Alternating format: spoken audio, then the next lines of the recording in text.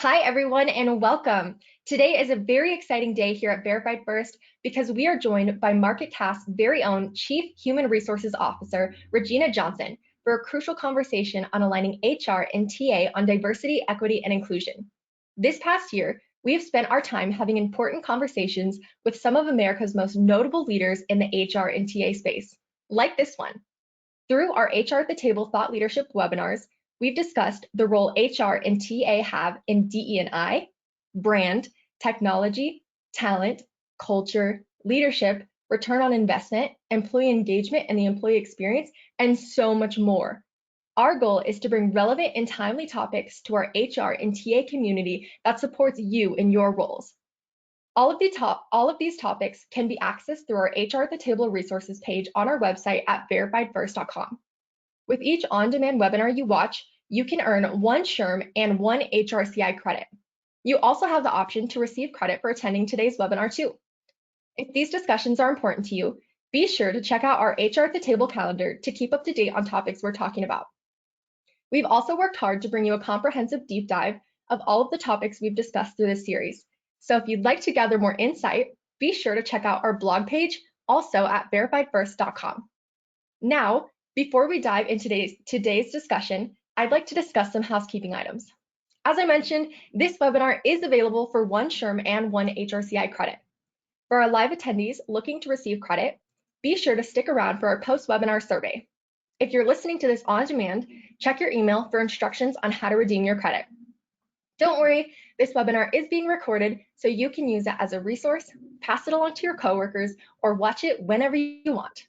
We would love to answer as many of your questions today, so make sure to utilize those chat and question functionalities. For some practice, I'd like to hear from the audience. Use the chat or question functionality and let us know if you're a returning HR at the Table fan. If not, let us know what you're looking forward to for today's discussion. I personally am looking forward to hearing the possibilities of what can happen when HR and TA are aligned in their diversity, equity, and inclusion initiatives. With that in mind, I'd like to kick us off by officially welcoming everyone to today's discussion. Please send a friendly hello and a warm welcome in the chat to our HR at the Table host, Ben Cornett, and MarketCast Chief Human Resources Officer, Regina Johnson. Without further ado, take it away, Ben. Thank you. Welcome everyone to our HR at the Table, and welcome all of our audience. Of course, Regina, it's good to see you again, and thanks for being able to chat with us today. Thank you for having me, Ben. Yeah, well, we're really excited about today's event, and before we jump in about aligning HR and TA and diversity, equity, inclusion, certainly a very, very important topic, I think, to all the market and everyone, hopefully, that's listening today. I definitely want to just call out and thank our sponsors, HiBob and Lever, for sponsoring today's event, and of course, Verified First as well. Our commitment to our audience today is that this is hopefully educational, that you can learn. So if you guys can remember that chat feature that we've heard our voice called Voice in the Wind, the Oz, the person behind the screen, so awesome. I call her Brianna, she's awesome. But anyway, take a moment, feel free to answer or asking questions in the chat. Make sure that you keep up and listening. Today we're going to be discussing the power of HR, behind HR and TA alignment when it comes to diversity, equity, inclusion. And of course, kind of how to get alignment and what to do with it once you have it. So Regina's kind of, I think you're the expert in the space, or one of the experts. There's many of them probably. But maybe take a moment, Regina, if you don't mind, and introduce yourself and maybe tell us a little bit about MarketCast and your role there at MarketCast. Wonderful, absolutely, and thank you so much for having me. So my name is Regina Johnson. I am the Chief Human Resources Officer here at MarketCast. MarketCast is an organization that focuses in on all things fandom. So we care about doing and bringing forth the voices of fans of what they care about most. This could be relative to media and entertainment. It can be in technology, gaming, anything that folks are really, really passionate about in life. We find ways to be able to do research and bring those voices forward out to the communities and to the businesses at large. So if we talk about me and what I do at MarketCast, I'm really focusing in on how to bring our employees their best selves to work, focusing in on business strategy in which we can grow and scale the organization because we are at a high accelerated rate of growth, and make sure that we're giving our people the best tools and development possible as they do the best research and insights possible for our clients. Prior to MarketCast, I was a Chief Human Resources Officer at companies like Western Asset Management and Sperion, and I've worked at global companies, large and small, in data and analytics, financial services, and technology organizations. I'm a passionate, proud person as it relates to diversity, equity, and inclusion. It's been part of what I've done in my entire career. It's something that I also do within our communities as well. And it's something that I aspire to ensure that we make our organizations the best that they can be day in and day out. So that's a little bit about me. Thanks, Ben. No, I really like that. And, you know, obviously with all this entire life of experience, you know, I think our audience is in for a treat today from what I've met with Regina and we've previously talked about. So, you know, when we think about diversity, equity, inclusion, you know, maybe we can talk a little bit about what it is today. So, you know, topics around DE&I are, you know, they're more important than ever. You know, I think they're a key conversation when it comes to human rights in general. And I think obviously, you know, for talent acquisition professionals, you know, and obviously HR, you know, these have to be front of mind, top of mind, you know, always on mind, I think. And it's kind of interesting we're having this conversation because you would think today we don't really have to continue to have this conversation. We would be there already, but we're not. So, you know, why do you think DE&I have to be top of mind in today's world? Well, I think the reason that it still needs to be top of mind for companies, communities, and the world alike is it really ensures that as we think about ourselves as human beings, we're able to bring our best selves to work and we're able to perform. So if I were to sum it up for companies, why it's important when we think about HR and talent acquisition, performance is really at the heart of it. We already know it's the morally right thing to do. We already know that it makes good business sense. What we also need to be able to then tell the story is that this also shows that companies and organizations that promote inclusion strategies that are very strong in their principles as it relates to diversity, equity, and inclusion are also outperforming.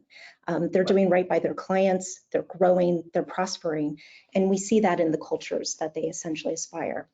So if we think about companies and wanting to, companies who want to grow, companies who want to scale, companies who want to kind of continue to thrive, then both for HR, for talent acquisition, diversity, equity, inclusion has to continue to be top of mind for us each and every day. Yeah, definitely an important, you know, important topic and dear and close. So we think about, you know, diversity, equity, and inclusion. What kinds of conversations, maybe from your experience that you've had within your organization, what kind of conversations should organizations be having today that they're not? Absolutely. And what I would say as we think about conversations, I'm a big fan of being able to ensure that if we think about performance, if we think about anything in the work environment, we're always having continuous conversations. And I think we have to do the same thing when it comes to diversity, equity, and inclusion. When you think about what it means to kind of create parity in a company, or if we think about what it could mean around ensuring that we have true gender equity at all levels in an organization, these are complex topics, and it's not something that you can necessarily kind of package up in a simple training class and then expect those things to necessarily solve themselves, right? These are significant issues that require diligence and continuous focus. So if we think about what it means to be true leaders, right, and ambassadors of inclusion, we have to be students. We have to continuously want to learn, continuously want to find new ways of improving things. And then that ensures that we have to ensure that we have the conversations with our leaders. And so what could those questions look like? What should the conversations be? We should be talking with our leaders about, you know, are we leveraging the true potential of our talent in all of their forms, not just their skills, but the other things that they do outside of their roles? Have we really thought through what we need to do now, you know, today to perform well, but also in the future? And what does that look like? You know, are we really truly prepared to make the investments needed to be able to scale as a business? And have we been truly thorough in bringing the right talent into our organization? Or really have we only been maintaining the status quo? those are the kinds of conversations that really start to get us to think a little bit deeper about what are we doing as an organization? What is our purpose? How are we growing? And are we really doing all of the things we could be doing to be successful? Yeah, it's kind of interesting. Now, I know this might be a curveball question for you a little bit, Regina, and I like to do curveball questions once in a while. You know, when HR is kind of going through a weird world right now, at least here in the US market. You know, it seems like job openings are everywhere. You know, if I'm a talent acquisition professional, like I'm a recruiting leader, you know, where do those conversations exist in that environment? You know, from a corporate high level, you know, are we asking those questions you just mentioned? But when I'm just trying to fill a role and I can't find candidates, or they have 10 offers on the table, how do we continue to keep diversity, equity, and inclusion in that environment? Is there some magic secret ingredient or something we can help our audience understand? Because that's real, I think, a real frustration people are faced today. Well, I think this goes back to continuously learning and getting creative. Sure. If we think about just doing where we continuously do is we're looking for roles. And to your point, this is a really unprecedented time as we think about what it means to find talent and to get talent into the organization. We face this every day, right? We have a number of roles ourselves that we're essentially, you know, trying to fill, you know, across the spectrum. And what I would tell you is that if we did the things that we had always done prior to COVID, or even in some ways during COVID, we wouldn't actually meet the success that we actually have, at least at this point in time. So when we think about recruiters, right, and we think about talent, it's not just about making sure that we understand what's happening in the business, what's happening with the job in particular, and the immediate skills necessary for the role. Recruiters are also having to kind of look at talent and think a little bit differently and help the business to also understand maybe some of these experiences maybe are not always direct and fully understood, right, through a traditional role that we would see. There may be skills that are transferable. And so how do we help leaders understand not to leave talent on the table where maybe they didn't necessarily weren't homegrown within a particular industry or a particular type of role, but yet they've done some of these different types of experiences through different jobs, through education, et cetera. And so what I would tell recruiters is that, you know, don't just do the same thing you've always been doing, because that right now is not really necessarily going to work for you. The things that are going to work for you would be to have conversations about not only what are we doing today, but what are you going to need in the next year or next 2 years, and where should we also start hiring for that? Are we seeing talent dearths, as I like to call it, where some of the talent has actually migrated and gone to a different location? And do we need to think as a business strategy where our efforts need to be, you know, really focused? Have we looked at our benefits offerings and other things that actually could inhibit our ability to be able to attract talent into an organization? So these are the things we always want to kind of ask, aside from the day-to-day around what's happening, you know, within the daily activities of recruiting with the business. Yeah. I think that's really interesting, you know, and again, I like that we have live questions, so I get to ask some of those questions. You know, Michelle, thank you for your question, and encourage others to ask questions. You know, one of her questions, her concerns is exactly that I just mentioned. You know, is the ability to attract candidates, get them in the role, right? And what are some activities that we can do that? But at the same time, if we, you know, make offers, whether it's a sign-on bonus or some other benefit package, it's got to be the same for everyone, right? And so I think, again, going back to having that diversity, equity, inclusion top of mind is always important. So Michelle, thanks for your question. I think also, you know, as we think about this topic of DE&I in the workplace, you know, what trends have you seen around the years of your experience in, you know, in recruitment and retention when it comes to diversity, equity, and inclusion? So if we think about prior to COVID, you know, what was the landscape as it related to talent acquisition and HR in general, as we think about, you know, how to hire talent and get people on board? I think what you would find with many companies is, you know, there would traditionally be relatively mature routines, right? You would go to the same universities, you would focus in on those relationships if there were ones that tied into certain education. You would, you know, connect with, you know, a certain kind of target associations and groups. And what we found is that while those programs, still can attract diverse talent into an organization, what we're finding is that there are other ways, right, to be able to really, focus and really make connections with diverse talent. So, folks who are diverse are looking at companies that are going to have an inclusive culture. They're going to be very focused in on, whether or not the company really has a focus and a belief in diversity and equity and inclusion in their organizations. They're going to want to see some tangible examples, right, of what that looks like, so that they have a look and feel. And so what I've noticed, at least within talent acquisition, is, recruiters that have found success, they're looking at the long game. So they're connecting with, not just the core, target schools that the company may want to focus on. They're branching out. They're continuing to focus in on historically Black colleges or other universities that have significant diverse talent, and looking at other program universities that want to partner with companies and have more of a co-creative type of relationship. We're also seeing recruiters really harness the power of relationships and reaching out with individuals, not just for the immediate role, but looking to build that relationship, to talk about the company, to talk about the value of what it could mean to join an organization, even if they don't necessarily have a role. Now, that's extra effort on top of if you've got huge portfolios, right, of roles that you have to fill today. But what we're finding is even the smallest amount of effort, right, to be able to make those connections in addition to the daily portfolio, we've seen that to continue to have, really good elements and attributes of success. I also think how we think about what it means around the experiences that we create, whether it's through internships, whether we're thinking about, folks that maybe had, been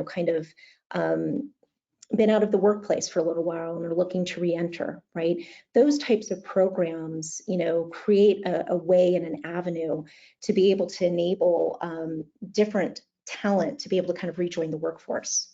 And so what we've been finding is that, recruiters and talent acquisition are really thinking differently beyond just the traditional types of recruiting that we've been used to. Yeah, it's really interesting, Regina. It really comes back to, my biggest fan about being in the HR talent acquisition space is I think everyone on this call that live in that space, are miracle workers, because they've really had to reinvent themselves. COVID impacted that and accelerated it, right? And I think it's really interesting. We started a HR coffee hour series right when COVID hit back in April of last year. And we continue to hear how we're adapting and overcoming and rethinking our approach, right?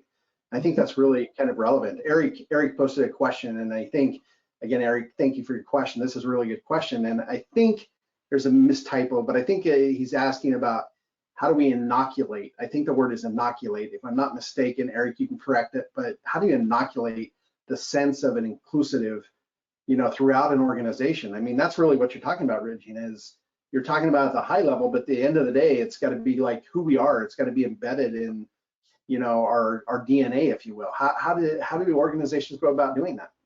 Well, and that's exactly it. And when we think about why this continues to be such a prominent need, it's because as we think about what it means for a company or a business or a journey, they have to determine and create the strategy, the culture, the values in which they subscribe to. So this goes back to, when we think about diversity, equity, and inclusion, this isn't an HR initiative, right? This isn't just, a single siloed kind of approach.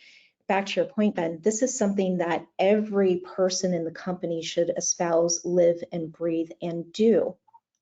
Now, to achieve that, there's not what I would call a silver bullet in order to achieve that, because every organization is different. But what I would tell you is it's the practice around ensuring you have, alignment to the vision and the purpose of the company, and that the values, once they're established and created, they're always thought through with the lens of diversity, equity, and inclusion.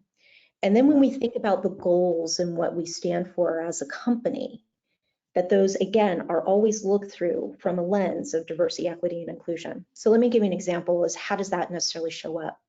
If we take my organization as an example, we really focused in on a 5-year strategy where we were looking at a series of things. We were looking at how do we want to focus in on our people? How do we want to ensure we showed up effectively as it related to our clients from a DE&I perspective? And then where is it that we played in our communities, right? So those 3 core areas from a vision perspective. So what does that mean as we get into tactics? Specifically, we were looking at gender parity at all levels of our organization so that we understood that we're representing, the people and our end fans, right? We can't be good stewards of research if we aren't necessarily representative ourselves of the end fan constituent. And so those are built into our goals, right? And while, we as HR are stewards of that and we measure that, this takes form and takes shape in every single person in the company. Takes form in our leaders and how they think about their hiring and how they think about developing their people and their teams. When we think about what it means within HR, right, this goes into policy, it goes into process, it goes into how we think about the employee experience and the employee life cycle at the company. So when you take those tangible, attributes and make those steps in process, policy, culture, values, and drive accountability towards that, that creates the environment in which the culture lives and breathes the inclusive strategy. Yeah, so we could say that's a way to start inoculating, if you will, yes, your organization. That's right. That's right. Really good question. I think it's really interesting because, obviously this is a topic a lot of people are passionate about. And Jack, he made a comment, and I think it's really interesting that, diversity and inclusion, I think if we separate those 2 out, we're probably doing a pretty good job. But equity seems to be off, and seems to be not all things are equal for everyone. And, with COVID, it's kind of interesting because, some people are working remote, some people are in the office, some people have exposure to maybe their organization's leaders, others don't, so now it's put a whole new dynamic in this equality equation. So he was asking, what are your thoughts on equity, and how do we get companies to also include equity, because diversity and inclusion is pretty common, equity seems to be left out. Do you sense that? I mean, from your experience, or is... So I have a slightly different lens, from various industries, and what I would say is that while equity sometimes doesn't necessarily show up in the wording, companies will leverage equity in the process and practices that they're doing. That's what I've noticed, especially if they leave the word out. And usually in those instances, it's because they're leading in with inclusion strategies, meaning, hey, if we are really thinking in an inclusive way, we have an inclusive culture, then the output, right, the outcomes of being inclusive ensure that we have a diverse workforce and we are equitable, right? So when you think from an inclusion lens, right, this means open, this means broad, it also means you have to then factor in processes, back to your point, that drive continuity, drive more consistency, and then ensure and instill equity in that space. Now, most companies, when they tend to focus in on equity, they tend to look at it from a demographic perspective, as well as from usually a compensation perspective. Those are what I call the grassroots basics of equity. But I think as we've seen and what it means, with COVID, there's a broader sense of what equity actually means for a company and an organization. It could mean, back to your point, Ben, on, how do promotions work, and are we seeing those, happen in a way that feels equitable, within an organization? Do we feel, as an example, if we think about compensation, benefits, education, development, are we thinking in a vanilla-based approach, which really doesn't necessarily meet everybody's needs? Or are we actually thinking more holistically, right? Thinking about all of our people that work in the company. And so those are the things that I think you're going to start to see expand, right, as we think about what it means to kind of be truly inclusive within companies and organizations. And I think a lot of companies are taking a look at that, right, and understanding that, hey, look, while we may be thinking our development of people has really been focused in on, let's say, the majority, around 70%, the law of averages, you're still missing 30%, right, on what it means to develop and accelerate that potential of talent, right? And if you thought about exponentially increasing that 30%, imagine what the output would be, right, for the business, right? Imagine the performance, imagine everything, all the benefits that you get from that. So I do think that that's what companies are really thinking through, right, as they think about the equity factor.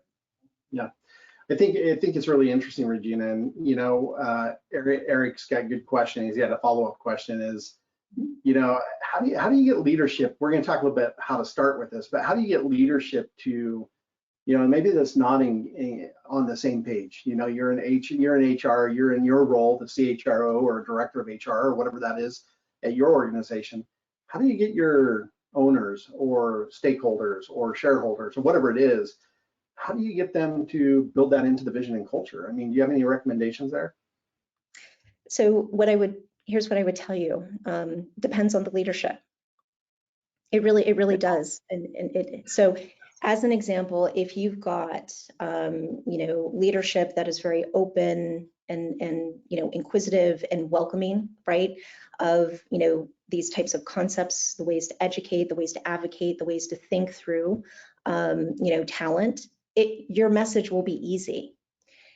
Let's talk about the challenging ones, right? The ones that maybe can't make that connection, don't understand the value of why these things might be important. My guidance is you learn to speak their language, and you then put diversity, equity, and inclusion principles in the language they understand. So as an example, if you've got leadership that is solely focused in on the bottom line, they can't possibly understand how any of this stuff is going to drive revenue, drive EBITDA and their profits, then what you do is you distill down, right? Here's the investment you make, right, as it relates to, let's say, driving investments on talent, from a DE&I perspective. Here's the exponential fold of performance that you're going to get as outcomes. You talk about diverse talent and what that makeup is going to mean in terms of innovation and product. You leverage data that translates into the language that they speak. And usually I found when you tend to speak their language, they get it, they open up, and you then kind of are able to get your foot in the door. Yeah, I think we kind of had a similar conversation back in our episode 3 several months ago. And it's interesting, it's, I think a trend, maybe we need to tweet that up on our Twitter channels, is you got to speak their language. I mean, I think that's a really good point, is this does return, diversity, equity, inclusion returns to impact on the bottom line. Sometimes that's a little bit hard to prove, but there's definitely a lot of science out there, and there's more and more coming, right, of the value of diversity, equity, inclusion organization. So, I know we've got a lot to cover today, and I don't know if we're going to get it through it all, but we'll do our best. So where do we start when we think about diversity, equity, inclusion? Glassdoor says 67% of job seekers state that diversity, equity, and inclusion are important, right? They're key in making a decision if they're joining an organization or not. What efforts can HR and TA make to develop programs and process that promote diversity, equity, and inclusion, Regina? So I think there's a number of factors, and it's where is your foundation, right? So if you're an organization that, as an example, doesn't have a strategy, you work with the business to create a diversity, equity, and inclusion strategy that you can action upon. And you share that with candidates. You share that also with your internal talent, right? Because all of this has meaning, right? As you think about where talent can be aligned, right, to opportunities and openings. So the first thing is if you don't have a strategy, get your strategy in. Second of all, once you have your strategy in, make sure you've got really good focused alignment with the business on how to tackle that. The great news is usually you can start within HR. You can look at your own internal processes. You can look at, how do you interview? How do you educate managers and leaders on effective interviewing? You can remove bias out of the assessment process so that you get a really good diverse funnel of candidates. You can start from within and show then the benefits of what that looks like, and then radiate that out, right? Beyond within the function, into development, into performance management, right? And then how that translates into total rewards and compensation. So what I would tell you is know where to start, right? Know where your start button is, and then create the strategies as it relates to that. What I would also say is, as it relates to HR and talent acquisition in particular, making sure that there's alignment on the goals, and driving accountability is really key and critical. And this may change, right? If you're a small company, right, and you have a small HR team and a small talent acquisition team, or even potentially some recruiters who are outside that are doing the talent acquisition, the alignment around what those goals are critical. And so you can set the tone, right, on who drives what as it relates to those goals. But once you have that alignment, you'll be able to see the real effects, right, the positive effects and outcomes as a result of setting those strategies. Yeah. So I think it's really interesting. We just talked about that alignment. So let's say we are aligned. All the stars are aligned. Everyone throughout the organization has been inoculated. Everyone is on board with diversity, equity, inclusion. It's a top topic of mind. Rebecca has a question, and you know, once you get that, she manages recruitment, is what she says. But once you have that all alignment and you are thinking diversity, equity, inclusion inside out, but your talent pool doesn't represent that, what do? Do you delay hiring until you have an adequate representation?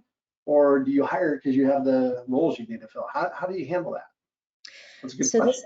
That's a great question. And here's what I would say, back to getting creative. And our talent acquisition teams and partners and leaders are always the most creative. I would also just say, you know, leverage tools, right, to continue to think outside the box. So as an example, if you find, hey, look, we're not, you know, we're hiring for data scientists and we are just not getting diverse slates of data scientists, then you want to start looking at the root causes, right? Is the location a challenge, right? Is it because, you know, we're commanding it for here and most of that data science talent may be in a different location and we can't pull them over? It's what I would tell you is always continue to question, why is it low? Why is it low? Before, there used to be a belief system that, you know, the idea is that there just isn't enough talent out there, right, in these different domains and disciplines. And while I would say for very niche types of roles, you will have, you know, more, you know, kind of a harder competition as it relates to that. There are so many more diverse candidates getting degrees, advanced degrees, than there has ever been in our history. You know, and so what I would tell you is that there is more talent out there. We have to be able to get really creative and know where they're at. So tools that I actually like, that I've actually used as well, things like Talent Neuron, right, which kind of crowdsource and tell you, you know, what's happening out in the market for like roles, not just title by title, but also looking at it from a skill set based perspective. They'll tell you who's hiring, who your competition is as it relates to that. They'll also tell you whether or not, hey, you're just not competitive, right, as it relates to compensation or other factors. So I would always encourage, if you're seeing anemia as it relates to the talent pipeline, look at tools, look for tools to get you deeper answers, or engage in partnerships that are going to continue to help you gain access into a broader diverse talent pool. Yeah, that's a really good question. The end of the day, it's not give up on that initiative, right? That's right. Really, so Rebecca, thanks for the question. Good question. I love the questions. They always make me happy. So, you know, it's possible for HR and talent acquisition to have the same function sometimes, but they can be completely different, as clearly we're seeing in some of the questions. Where's the intersection of planning and development when it comes to DE&I?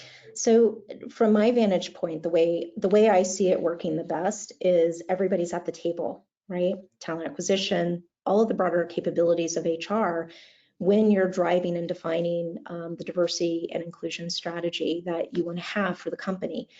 You want to have all voices at the table because everybody is a critical player, not only in our internal our internal teams and internal people experience, but also for people who are interested in coming into the organization. So you want to have everybody at the table talking about the goals and what it's going to mean in terms of how we generate those outcomes. So again, back to that simple goal of gender parity, right? If a company wants gender parity in an organization across all their levels, that is going to take, you know, very strong efforts out of our talent acquisition teams, just as much as it's going to pull on those that are within human resources. It's going to take talent acquisition to think through, how is their funnel looking, right? When we think about diverse candidate slates, When we deal with the interview experience and the candidate experience, are we seeing fallout from diverse talent, people who opt out, and what are the root causes that tie into that, right, where we can't necessarily pull through? When we think about the selection process, do those things change and essentially evolve, or do we need to evolve those as well? So what I would say is that intersectionality is really a partnership, and their shared goals and their shared accountability in how to essentially achieve those goals. And that goes back to also continuous conversations. These are not things that sit on the shelf if you have a goal. If talent acquisition is looking to drive gender parity, they are constantly in conversations with the business as well as their internal HR teams around what they're seeing, because that then ensures, hey, do we need to pivot some of our strategies, right? If we find, hey, we're hearing from candidates that, we don't have enough flexible work, or we're hearing from candidates that, our reward systems or our benefit systems are not necessarily attractive. Those are all things that are going to tell us the longevity of whether or not we can get people in, and also whether or not we can keep people. And then those become conversations we have with the business as it relates to how do we want to be able to move forward. Yeah, I think it's really interesting. And it kind of ties into a question we got from Sean. Mm-hmm. And this is probably going to tie into our next slide. We're going to take a little break and do a year-long poll we've been doing. But Sean's question is, okay, you've just talked about goals and milestones and deliverables between the two teams, between HR and TA. And it's a partnership, it's a shared initiative. How do you track it? Where, how do you do that? And if you have any tips, I know you mentioned maybe a platform called Talent Neuron, a way to try to get more people in the market to meet your dynamic, but what are some other tips or tricks, or how do you track this? So a variety of ways, and I would say this is where HR management technology is so key and critical. So a really good applicant tracking system is going to tell you the performance of your funnel as well as pull through on candidates, right? It's going to give you those metrics. It's going to tell you by role how those things are looking. If you've got also a good kind of onboarding payroll platform performance system, it's also going to give you data that starts to tell you from the time this person was hired also into the onboarding, how are they doing? How are they faring? Are they excelling, right? Did we do the right things in every step of that employee life cycle that is going to ensure that individual's success? So I would say in good investment in HRMS technologies, some of the Gartner gold standards I always hear of, Workday, Ultimate, SAP, as an example, are examples of some of those capabilities in which they can tell you from soup to nuts what's happening necessarily from candidate into an employee, essentially on how we're doing. So you measure the funnel, you measure performance metrics, right, in terms of how they look. You also look at your general demographic statistics, right, and how things are moving and shaping, over the month, over the quarter, to be able to tell you whether or not you're necessarily moving the needle against those goals. Yeah, definitely. Technology has definitely become more and more important in a role. Yeah. Are there, there's, I don't know if there's like one technology that solves the whole problem of diversity, equity, inclusion, but I think when you're going through the process of looking at vendors, those are probably questions you need to look at it with that lens, if you would, kind of as you mentioned in the beginning. The one other thing I would mention, Ben, too, is then if you want to measure things on culture, right, that's where I think engagement surveys or similar types of pulse surveys become really critical. There's, you think about things like Qualtrics or WorkHuman or Diversio as examples. Those are tools that start to get more into the heart of diversity questions and gives you the opportunity to be able to kind of measure and check in with people a little more real time around some of those capabilities. Yeah. This is another question we get often, and I've seen this question come up before. So Beth, thank you for your question. So, not everyone has the privilege to work in an organization that's got the resources to invest in technology and tools and things to be able to do that. How do you address this, or how do you track diversity, equity, inclusion if you're an organization with no money for HR programs? You have less than 10 people in your HR department, and maybe you're less than 10 people in the organization, no formal HR at all. It's interesting people are thinking that way, but how do you start from there? So when you're starting from scratch, right, you then start with what you can track. Yeah. And, I've been in small organizations where you start off with spreadsheets, but you then start to build the case around the importance of these metrics. And they're also, inexpensive surveys, right, that you can necessarily, get and, purchase that are pretty inexpensive, so that you can still be able to find ways to be able to measure this information. But I would say data is always a great way to be able to build that business case. And what I've also found, even in small organizations, is once you show the value, right, even from what you're able to measure, whether it's through spreadsheets or simple way, you use that to be able to say, hey, I can get you more, right? But this is the investment, right, that is going to come with. But here's the output that you'll essentially get as it relates to that. And trust me, that goes back to speaking the language. 9 times out of 10, especially with small companies and organizations, when you show the value, they will make those investments. They will start to give money. Trust me, I promise you that. Yeah, definitely true. And I think, again, what we're hearing is don't just give up on it, find a way and get creative. Well, let's take just a quick break here. And we're going to launch a poll here for our audience. And, before we kick this off, we've been doing some research this year. This is a year-long poll. This is the 8th time we've launched the poll. And the question is, what areas of technology are you looking to replace in the next 6 months? So I'm going to launch the poll here. We'll give everyone just a little bit of time to, should pop up on your screen, I think, here in any second. Just take some time, if you don't mind, if you're listening in today to our HR at the Table with Regina, take some time and go vote on our poll questions. Regina, as people are going through the poll here, and we're going to let this run just for a few moments here. Technology is a big thing. HR tech stacks are getting bigger and bigger and more complex. And, as I look at, obviously we're a technology player, but as we look at the technology stack of HR, how important is integrated technology from your perspective? It's extremely important, and let me explain why, and especially for companies that are small that have limited resources. When you actually do not have technology that does not connect and does not speak to each other, what it means is you then create a manual process to create the connections that those systems don't do.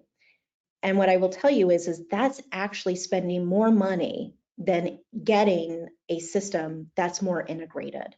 So for any of you that have some of those systems and tools and are going, gosh, I wish this could be just simpler, here's a way to be able to start to talk about that business case.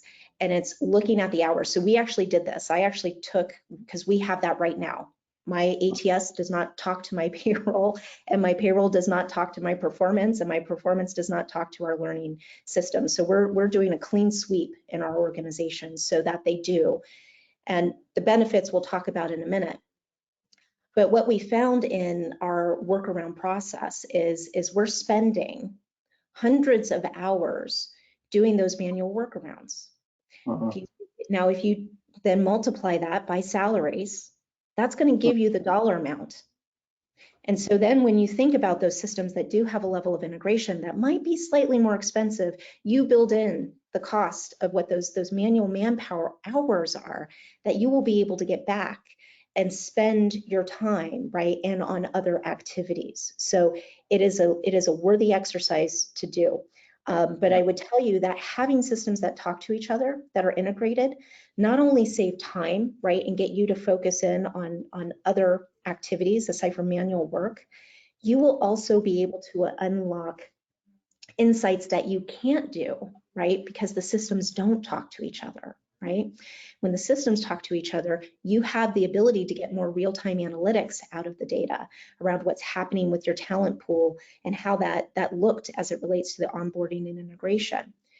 You have a better window. You'll get a dashboard that'll actually talk to you about, what is a person, their employee life cycle, how are they doing as it relates to their development, historically, where have the promotions been? That can all be on a manager laptop versus you having to pull individual reports, cobble that together, and actually present that, right, to the business.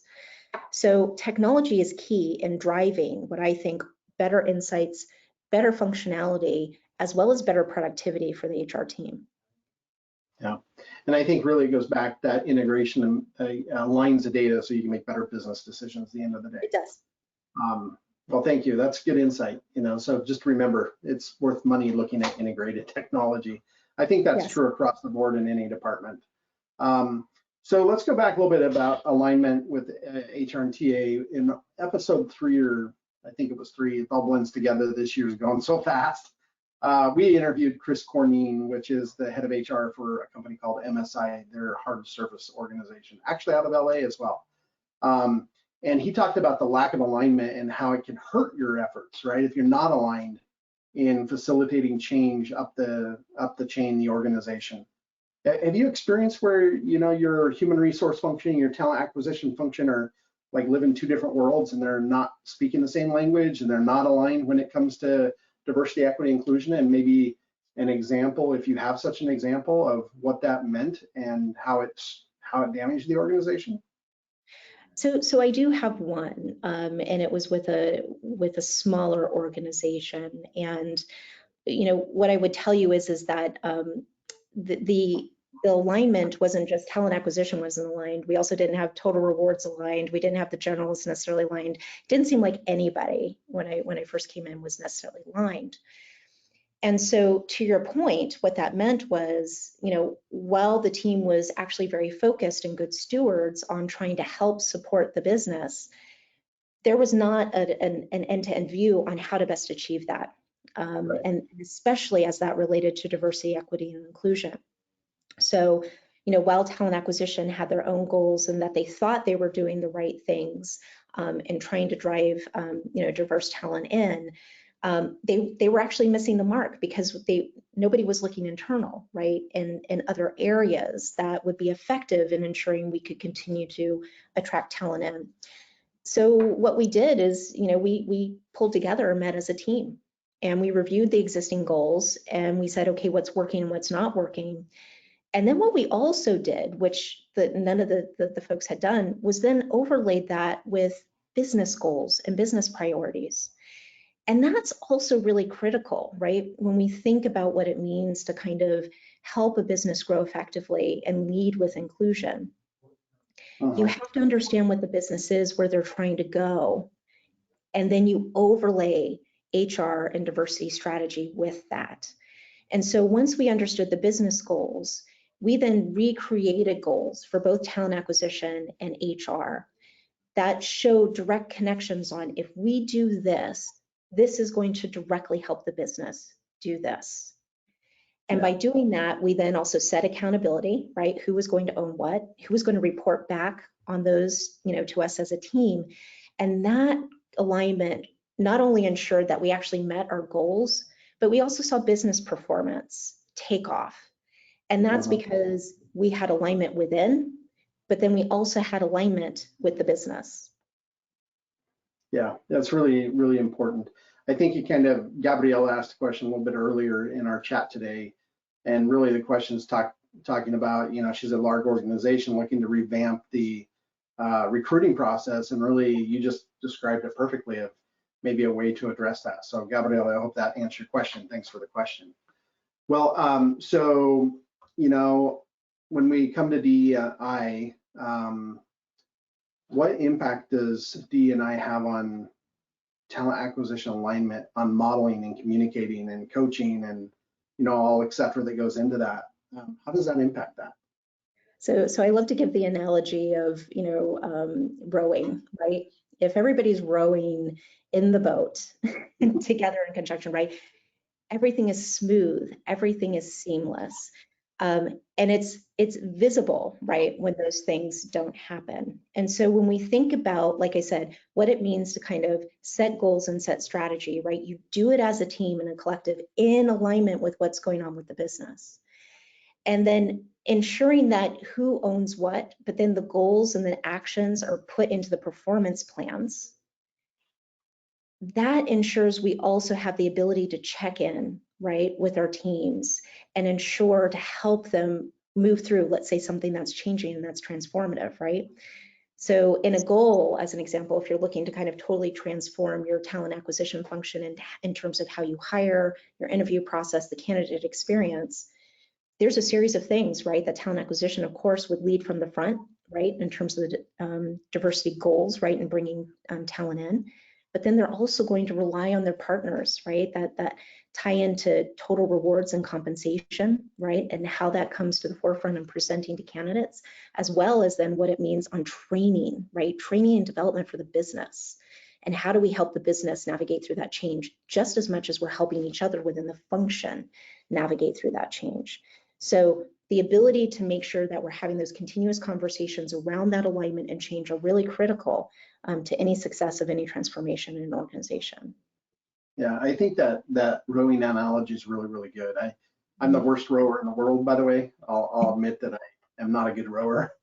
But I think the idea of having everyone go in the same direction, it's really apparent. And not only is it apparent with the employees inside the organization, Regina, I'm in marketing, and I think it's apparent in our brand. I think it's apparent throughout the organization, our sales processes. Obviously to our customers that are buying from us, they're looking for the organizations it's going to row in their direction. So I think it becomes more and more apparent that, diversity, equity, inclusion is important for us as an organization.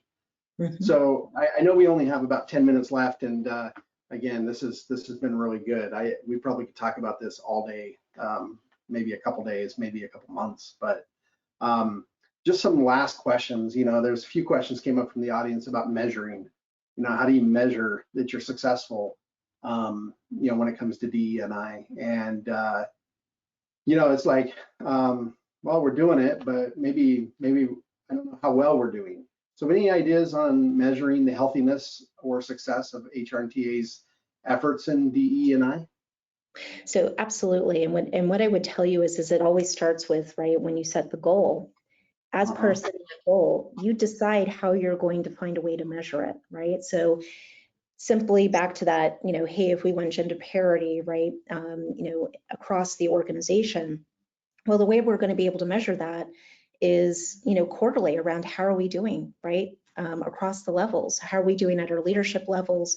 How are we doing, kind of across all levels as it relates to gender parity? That's going to tell us, hey, we're moving in the right direction, or oops, maybe we took a step back. And if we took a step back, this gives us an opportunity to be able to say, okay, what happened? What's going on as we think about, what could have taken place if we did have a setback? So that could be one example of measurement.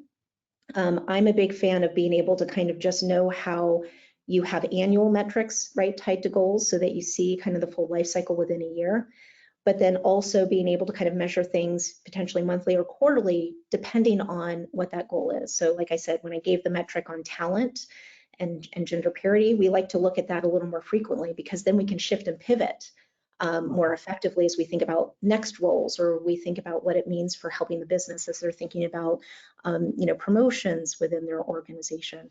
All of those things kind of help us kind of know whether or not we're necessarily healthy. Yeah. Ways to measure culture can come through surveys, right?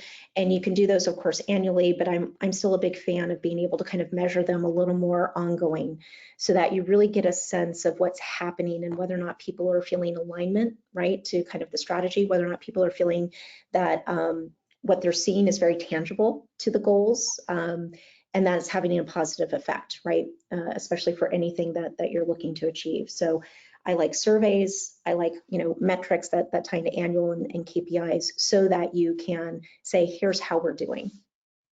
Yeah, measurement's one of those things that, you kind of have to do, or you just don't know, right? And I think it's really, really interesting when you think about measurement. Measurement doesn't always have to be super complex. It can be super simple. And I do think it's getting more complex, though, and maybe you would agree or disagree with this. In our organization here at Verified First, we're now, for the first time ever, hiring across the country. We've used to be all in office, in person, in our headquarters here in Boise, Idaho, but now I've got team members all over the country. And do you think that impacts our ability to be more diverse, equitable, and inclusive?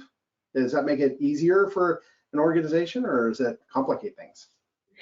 So what I would tell you is I think there are complexities, right? When you go from like a center of excellence to something that then kind of becomes, more all-encompassing, right? You can hire anybody kind of across the world. Yeah. What I would say is that, when those things happen, you still want to align to, kind of the business outcomes, the values of the company, and still hire against those things. But what it means as you think about connection, right, and collaboration and the ability to kind of help support the culture, those are going to be things that evolve, right? So you're going to want to try to create ways in which people can have those conversations and connection points that they normally wouldn't get, right, if they were all right out in Idaho. And so what I would tell you is that's then the lens on where do you shift and pivot your routines and ways to build culture, to support culture, so people still feel like they're connected and that they belong and that they know they have a pathway in the organization to grow. Yeah, it's really, really good. And I showed you a picture when we first jumped on the webinar that I don't think I'm gonna share it with the whole world because my team might be a little bit embarrassed, but you know, we try to do that, right? Is we try to make sure that we do things that are engaging. Chelsea put a comment in the questions here. So Chelsea, thanks for your comment. Is they do an employee experience engagement survey that includes questions about, you know, how are we doing when it comes to diversity, equity, inclusion, and what opportunities do you think we have? I think that's a really good idea, maybe to think about adopting. You know, we talked earlier about aligning these goals and getting HR and TA on the same page. You know, we look at data, and you know, data can become overwhelming. You can get into this data paralysis of sorts at times. You know, how do you balance the amount of data that you can now get with all these integrated platforms or technologies? If you're an organization, you know, of any kind of size, it becomes complex. How do you balance the data and being able to actually use the data and get decisions? Any recommendations for anyone that's in that world? So I think, so while I love that we have so much more access to data than we ever had in generations prior, I also think you leverage the data towards goals and also where you want to go. And so I'm a big fan of, you know, making sure you've got data that's going to tell you how you're achieving against your goals, but also ensuring that as you're thinking about where you want to go, right? So strategic out, you're able to then focus in on data that's going to help shape and inform decisions that you make. So let me give you a tangible example. At one of the companies that I was at, we had certain locations, you know, that we were at, but we were thinking of expanding. And so we wanted to kind of, you know, better understand as we think about the talent and the skills that we would need, not just now, but also for the future, where do those skills necessarily reside? Is there a clustering, right? In certain locations. And when we did that study, we commissioned that study, and that was a partnership through Gartner that helped us with that. We were able to see very clearly there were kind of 3 locations that were really optimal for us. And so, in my opinion, that's a great example in saying, hey, look, when we don't know the complete answer to a question, but we need to get additional data, that's when you go and you commission that information so that you can make a better, more sound and informed decision. Yeah, you know, it's really nice that we do have those abilities to make decisions. And you know, obviously, Regina, we're up on our time. I wish we had more. Maybe we have another session down the road, but I greatly appreciate your time. You know, if I'm here listening, is there any one last tip if someone that hasn't really started with diversity, equity, inclusion in the HR talent acquisition side of the house? Any one last tip to maybe encourage them to get started, or any, hey, do this to at least start? Yeah, so I always say diversity, equity, and inclusion is a journey, right? So you start where you start, you know, from that standpoint. And so it's understanding kind of where you are currently today. And if it means there's nothing there, then you start there, right? You start and you create something from there. You create a goal. It could be a simple goal, and you start there. And then you build upon it from there. I would also say, you know, always be inquisitive, always seek to learn, and then also seek those that can help you in being able to achieve, you know, what you're looking to achieve. You'd be amazed at how many people will roll up their sleeves and pitch in, right, to ensure that those things happen. And so when we think about diversity, equity, and inclusion, it falls on each and every one of our shoulders. And so by asking others for help, you'll be able to start to help build that in the culture as well. Yeah. And Regina, you know, obviously you're here, and that's a result of that. You're here to help others, and your contact information is on the screen. I just want to thank you again from Verified First. Thanks for coming on in our interview today at HR at the Table. Obviously, want to thank our sponsors, Lever and HiBob, for sponsoring this episode. And, we greatly appreciate the time, Regina. And, feel free to reach out. Our contact information there, any questions anyone has. Regina, if we blow up your email inbox, let me know. I hope that's not the case. But again, for our audiences, ask the questions. We're grateful for the questions. And with that, I think we'll terminate or end our session today. And I think our secret voice, Brianna, comes back and kind of wraps everything up for us. So Regina, again, thanks. And we'll see you hopefully in the near future. Wonderful. Thanks so much for having me. Well, that about wraps it up for today's amazing discussion. I want to thank everyone for your attendance today, as it is always important to keep DE&I at the forefront of our decisions. I'd also like to give a big thank you to our host, Ben Cornett, and to Regina for having this great and relevant discussion. We'd love to hear what you thought about our webinar today, so make sure to leave us some feedback on our post-webinar survey. For our live attendees today, stick around just a little bit longer for our post-webinar survey to redeem one SHRM and/or HRCI credit. For any on-demand listeners, check your email for instructions on how to redeem that credit. We'll be sending out the webinar on demand in case you want to use this for reference or send it to a colleague. Also, stay tuned for more HR at the Table webinars and blogs deep diving into today's topic. Next, we are interviewing employment attorney and partner at Seaforth Shaw, Sam Schwartz, on how HR tech improves diversity in hiring. We hope you can make it, and we will see you next time.